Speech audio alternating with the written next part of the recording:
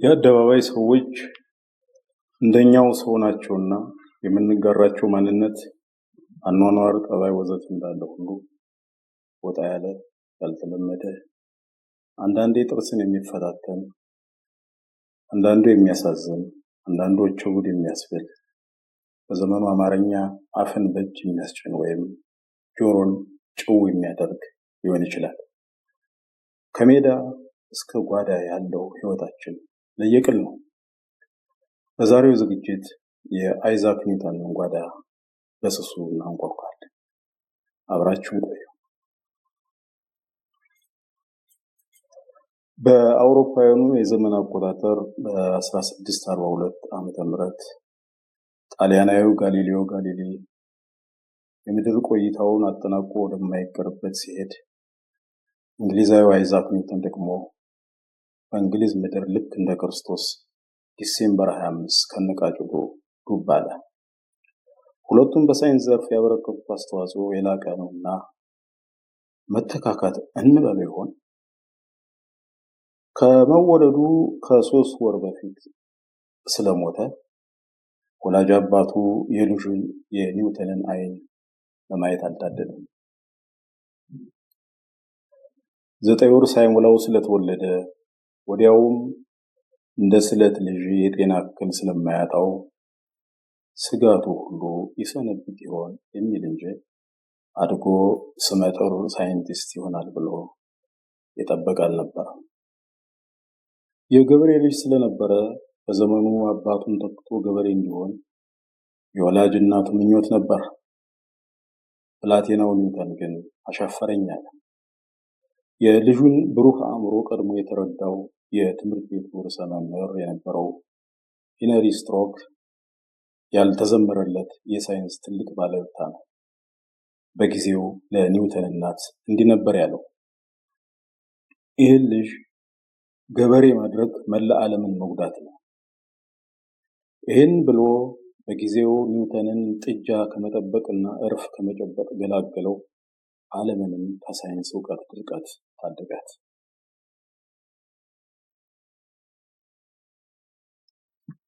ኒውተን 84 ዓመት በምድር ሲኖር ምን አበረከተ? ቅዱስ ያሬድ ከተስፋ መቁረጥ ተሰዶ ሲመለስ ዛፍ ስር ተንጋሎ የምትወድቅ የምትነሳውን ትል በተመስጦ እንዳየው አይቶም ዜማ እንዳመረተው ኒውተንም ከዕለታት በአንድ ቀን በጓሮ ተቀምጦ አንዲት የአፕል ፍሬ ስትወድቅ ይመለከታል። እንዴት ሲል ይጠይቃል። ያቺ ፍሬ እንዴት ወደ ጎን ወይ ወደ ላይ አልሄደችም ሲል ይጠይቃል። ከዚህ ጥያቄ ህግ ተወለደ። ህጉም የስበት ህግ ወይም ሎ ኦፍ ዩኒቨርሳል ግራቪቴሽን ተባለ። ዛፍ ከብዙ ታዋቂና አዋቂ ሰዎች ጋር ያለው ቁርኝት ይገርመኛል። ዛፍ ስር የተወለደው ቡድሃ የበራለት የተገለጠለት ዛፍ ስር ነው ይባላል። ሙሴ እግዚአብሔር መልአክ በሚነድ ቁጥቋጦ እንዳየው ተጽፏል። የሰው ልጅ ጭካኔን የሚለማመደው ዛፍ በመቁረጥ ነው የሚል ነገርም ማንበቤን ወይም መስማቴን አስታውሳለሁ። የህይወት ዛፍ ሳይረሳ ዛፍ ብዙ ምስጢር ያለው አይመስላችሁም? ዛፍ ህይወት ነው የተባለው አንድም እንደዚህ ይመስላል። ለማንኛውም ወደ ጉዳያችን እንመለስ። አሪስቶትል ጓደኛዬ ነው፣ ፕሌቶ ጓደኛዬ ነው፣ ምርጥ ጓደኛዬ ግን እውነት ናት የሚለው ኒውተን የሂሳብ፣ የፊዚክስ፣ የአልኬሚ፣ የስነ ፈለክ ሊቅና ደራሲ ነበር። በ27 ዓመቱ ፕሮፌሰር የሆነው ኒውተን የማሰብ ልቀቱ ወይም አይኪው ከ190 እስከ 200 ይገመታል። ዓለም ያጨበጨበለት ሳይንስ ቢሆንም በተማሪዎች ዘንድ ግን እንግዲህ መጣ የሚባል ደባሪ መምህር ነበር።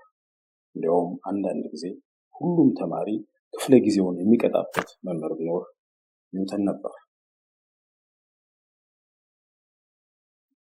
2 ጊዜ የፓርላማ አባል ሆኖ ቢመረጥም ወንበር ከማሞቅ ያለፈ ሚና አልነበረው።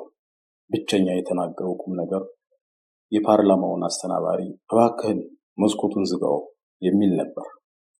የሚሰጡትን ትችት ከራሱ ክብር ጋር በማጣበቅ ስራውን ሲተቹ ክብሩን እንደነኩት ይቆጥር ስለነበር በዘመኑ ለነበሩት ሳይንቲስቶች የነበረው ስሜት ቀዝቃዛ ነበር። የኤላስቲሲቲ ህግ ፈጣሪ ወይም ሎ ኦፍ ኤላስቲሲቲ ሮበርት ሁክ ኒውተን በብርሃንና ቀለም ላይ ያገኘውን ግኝት ለማጣጣል የቀድሞ አልነበር። በዚህ ሳያበቃ የለም የስበት ህግንም ከኔ ሰርቆ ነው ብሎ መክሰሱ ደግሞ ጥቂት ለሚበቃው ኒውተን እስከ ሞት የዘለቀ ባላንጣነትን አተረፈለት። ካልኩለስን እኔ ነኝ የፈጠርኩት በሚል ሰጥ አገባ ውስጥ የገባው ደግሞ ከጀርመናዊው የሂሳብ ሊቅ ጎትፍሬድ ሌብኒዝ ጋር ነበር። ለማናቸውም ትችት እጅግ የበዛ ስስ ቆዳ የነበረው ኒውተን እንዳይሻሻል አድርጌ የሰራሁትን ማን አባቱን የሚተቸው ባይ ነበር። ትችት ከፈራህ ምንም አትናገር፣ ምንም አትስራ፣ ምንም አትሆን የሚለው የሀገሩ ልጅ የሼክስፒር ድንቅ አባባል እንደምን ትዝ አላለውም ያስብላል። እሱም የዋዛ አይደለም። በዘመኑ የነበረውን ፈላስፋና የፊዚክስ ሊቅ ጆን ሎክን ኢሴ ኮንሰርኒንግ ሂውማን አንደርስታንዲንግ የተሰኘ ጽሑፍ ሞራልን የደፈቀ ሲል መሸንቆጡ በታሪክ ተጽፏል። የካምብሪጅ ቆይታው ጥሩ ቢሆንም ከዩኒቨርሲቲው መምህራን ሳይቀር ራሱን ያገለለ ነበር። ከዩኒቨርሲቲ ግቢ ብዙ ወጥቶ አያውቅም የሚባልለት ኒውተን በትርፍ ሰዓት የሚዝናናበት ወይም ሆቢ አልነበረውም። በሚፈልገው ነገር ላይ ብቻ እጅግ ስለሚመሰጥ በአካባቢው ምን እየተከናወነ እንደሆነ ግድ የሚሰጠው አልነበረም። ለዚህ ማሳያ የሆን ዘንድ አንድ አጋጣሚ እናንሳ። ከአንድ ወዳጁ ጋር እራት ሊበሉ ከተቀመጡ በኋላ ኒውተን ወደ ውጭ ወጣ ይላል። ወዳጁ ቢጠብቅ ኒውተን ሊመጣ አልቻለም። ይህ ወዳጁ ምግቡን ጥርቅ አድርጎ በልቶ መልሶ ከርኖ ይጠብቀዋል።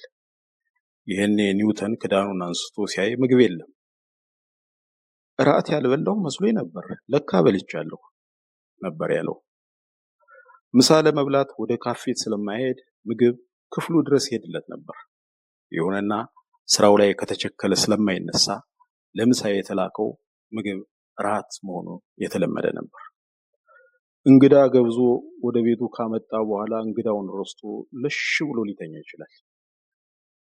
ከሴት ጋር አየነው የሚል አንድስ እንኳ ሰው ቢጠፋ ቆሞ መቅረቱ አይደለም ብለው ይመስላል የሥራ ባልደረቦቹ ከአንዲት ወጣት ሴት ጋር ያስተዋውቁታል። ከዚች ሴት ጋር እየተጓዘ እጇን በስሱ ይዞ በተመስጦ እያወራት እያለ በመሃል በሐሳብ ጭልጥ ብሎ ይሄዳል። ትንሽ ጣቷን አፈፍ አድርጎ ወደ አፉ አስጠጋው። ጣቷን ሳማት ተብሎ ሲጠበቅ አጅሬ ለካ ሲጋራውን ሲለኩስ ነፋስ እንድትከልልለት ኖሯል። ከዛም አይን አይኑን የምታየውን ወጣት ሴት ምን ቢላት ጥሩ ነው? ኦ እመቤት ይቅርበኝ፣ እኔ ወንደላጤ ሆኜ እንድኖር ተፈርዶብኛል። ከእያንዳንዱ ስኬታማ ወንድ ጀርባ ሴት አለች ከተባለ ወላጅ እናቱ መሆን አለባት። ታዋቂው ፈላስፋ ሶቅራጠስ አግባ፣ ጥሩ ሚስት ካገባህ ደስተኛ፣ ክፉ ሚስት ካገባህ ደግሞ ፈላስፋ ትሆናለህ ይላል። ኒውተን ደስታውም ፈላስፋነቱም ይቅርብኝ፣ ሳይንስ ብቻ ይበቃኛል ያለ ይመስላል። አላገባም፣ አልወለደም። ኒውተን የዕድሜ ዘመን ወንደላጤ ነበር። አንዳንዶች ድንግልናው እንደያዘ ይችን ዓለም ተሰናበተ ይሉታል። ግን ደሙ ሲሞቅ ምን ያደርግ ነበር? ወይስ የሚያተኩስ ምግብ በአፉ አይዞርም ነበር ያስብላል። በእርግጥ በአንድ ወቅት ጥንቸል ስትታረድ ክፉኛ ስትንፈራገጥ በማየቱ የጥንቸል ስጋንና አደንን አጥብቆ እርም እንዳለ ይነገርለታል። ዘመናዊ ሳይንስን ያለሱ ማሰብ ከቶ እንደማይቻል በርካታ የፈጠራ ስራዎቹ ማይ ናቸው። ቴሌስኮፕንና 3ቱ የእንቅስቃሴ ህጎችን መጥቀስ ይቻላል። ብቸኝነቱ ስራውን በብቃት እንዲከውን ቢረዳውም ከሰዎች ጋር ተግባብቶ ለመስራት ይቸገር ነበር። የህይወት ታሪኩ ጸሐፍት የሀገር ሐውልት የሚሉት ኒውተን ግን የቅርብ ሰዎችን ሳይቀር ለማመን የሚቸገር ድብቅና ተጠራጣሪ፣ ሰውን ማመን ቀብሮ ነው ባይ ነበር። ልቡ 9 ስለሆነ ነው ብሎ ለመደምደም አይቻልም። ልክ እንደ የባህል መድኃኒት አዋቂዎቻችን ሁሉን ነገር በሚስጥር የሚይዝ ሰው ነበር። ከ30 ዓመታት በኋላ ትክክለኛውን ምክንያት የሚያውቁት እሱና ፈጣሪ ብቻ ናቸው። ሂሳብ ደረቅና አስልቺ ነው በሚል ወደ መጨረሻ ዘመኑ ፊቱን ወደ ስነ መለኮትና ታሪክ አዙሮ ነበር። ከሳይንስ ይልቅ ስለ አስማትና ሃይማኖት የጻፉ ይበልጣል የሚባልለት ኒውተን መናፍቅ እንዳይባል በመፍራት የተቆለፈበት እጅግ በርካታ ስራ እንደነበሩት ይነገራል። ከነዚህ መካከል እሱ ካለፈ በኋላ ቤተሰቦቹ ለህትመት ያበቁት ሰነድ ይገኝበታል። ይህ ሰነድ 10 ሚሊዮን ቃላት የነበሩት ዳጎስ ያለ ስራ ነበር። በተለይ ብረትን ወደ ወርቅ ስለሚለውጥ የአስማት ወይም የአልኬሚና የማያስረጅ ዘላለም ወጣት ያደርጋል ስለሚባለው ፊሎዞፈርስ ስቶን ጥበብ የተለየ ብቻ ሳይሆን ጥልቅ ፍላጎት እንደነበረው መረጃዎች ያሳያሉ። የዚህ ዓለም ሚስጥር በእኛ አቅም ተመርምሮ አያልቅም ይል የነበረው ኒውተን ለሃይማኖት ባለው ቅርበት የሃይማኖት ሹመት ታጭቶም ነበር። በአንድ ወቅት የፈለገውን ስልጣን እንደሚሰጠውና ቤተክርስቲያን እንዲያገለግል ጳጳሱ ይለምኑታል። የለም ይቅርብ ብሎ ሲያቅማማ ጳጳሱም ሁላችንም ተደምረን የማናውቀውን የመለኮት ሚስጥር አንተ ታውቃለህ ነበር ያሉት። በእርግጥም ጳጳሱ እውነታቸው ነበር። ስለ የስነ መለኮት እውቀቱ ጥልቅ ነበር። ምሁርነቱ እየተጫነው ሲመጣ ተጠራጣሪነቱ ባያይል ወደ ካምብሪጅ ዩኒቨርሲቲ ሲያመራ ቅስና ተቀብሎ ወደ ትውልድ ሀገሩ እንደሚመለስ ተጠብቆ ነበር። ይማርልኝ ብዬ ዋሸራ ሰድጄ ቀለም ገባዋሉ እሳት ሆነ ልጅ እንዳለችው እናት መሆኑ ነው። ለእናቱ ያለው ፍቅር ጥልቅ ነበር። እሱም ፍቅሩን በቃል ሊገልጸው እንደማይችል በአንድ ደብዳቤው አስነብቧል። እናቱን የቀማውን የእንጀራ አባቱን ግን ይወደዋል ማለት አይቻልም። አሁንማ አይሞት እጅግ ታጋሽ፣ ጨዋ፣ የሌሎች ህመም ጠልቆ የሚሰማው የሚባልለት ኒውተን የእንጀራ አባቱን በቤት እንዳለ እሳት ለቅብሃለሁ ብሎ አስፈራርቶ ነበር ቢባል ማን ያምናል? ለቤተ ክርስቲያን ታላቅ ሹመት የታጨው ኒውተን በመጨረሻ የሚስጥር ማህበር ወይም ሴክሬት ሶሳይቲ አባል እንደነበረ የሚገልጥ መረጃ በፈረንሳይ ተገኘ ቢባልስ ማን ያምናል? የእድሜው ጀንበር አዘቅዝቃ በሞት አፋፍ ሆኖ የተናገረውም ይህን ይመስላል። ዓለም እንዴት እንደሚያስታውሰኝ አላውቅም። እኔ ግን ታላቅ የእውነት ውቅያኖስ ከፊቴ እያለ በባህር ዳርቻ ላይ ብልጭልጭ ጠጠርና ቅርፊት ፍለጋ ወዲያ ወዲህ እንደሚንከላወስ ብላቴና እንደነበርኩ ይሰማኛል ነበር ያለው። ዞሮ ዞሮ ከቤት ኖሮ ከመሬት የሚቀር የለምና ማርች 31 1727 ዓመተ ምህረት በምግብ አለመፈጨት እክል በ84 ዓመቱ በተኛበት እስከ ወዲያኛው ቢያሸልብም ከስጋ የተወለደ ልጅ ባይኖረውም ስራዎቹ ግን ስሙን ሲያስጠሩት ይኖራሉ። እንዲህ በቀጣይ በሌላ ዝግጅት እስክንገናኝ ሰላም።